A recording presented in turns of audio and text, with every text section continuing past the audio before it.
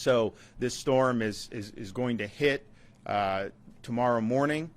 You will start certainly seeing effects of this in different parts of the state later on today.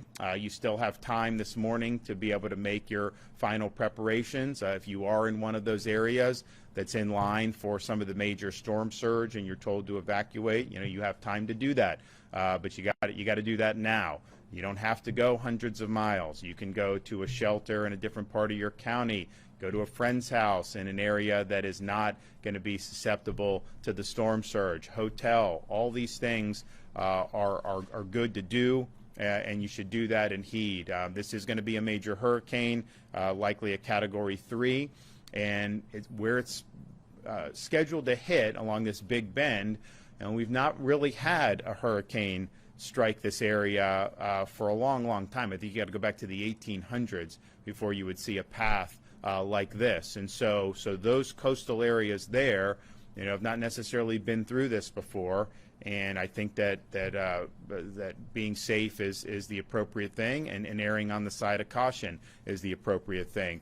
We will, of course, be mindful of any changes in the path of this storm. I think everybody on that Gulf Coast from Tampa Bay up until Northwest Florida must remain vigilant. They have nudged the track a little bit further west over the last 24 hours. I mean, we were looking at potentially Levy County, I think, yesterday and today. Now we're looking more at a Taylor County.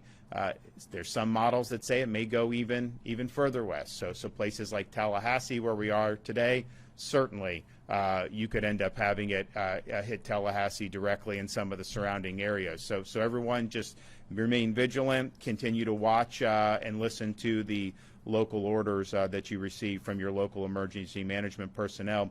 I want to thank everybody.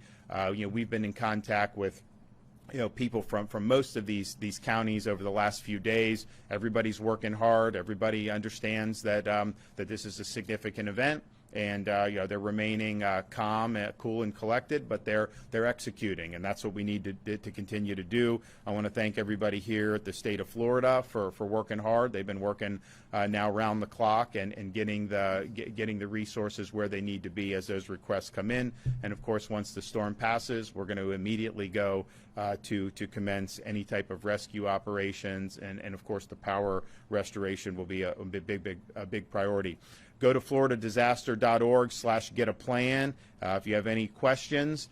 Again, you still have some time this morning and into the early afternoon, but as we get throughout this day, you are going to start to see rain and wind pick up, particularly the further south you are in the state of Florida. And by the time we get to the end of tonight, you're gonna see some nasty weather. So just be warned about that, and do what you need to do right now to be able to keep yourself and your family safe. Okay, we're going to hear from Kevin Guthrie, Division of Emergency Management.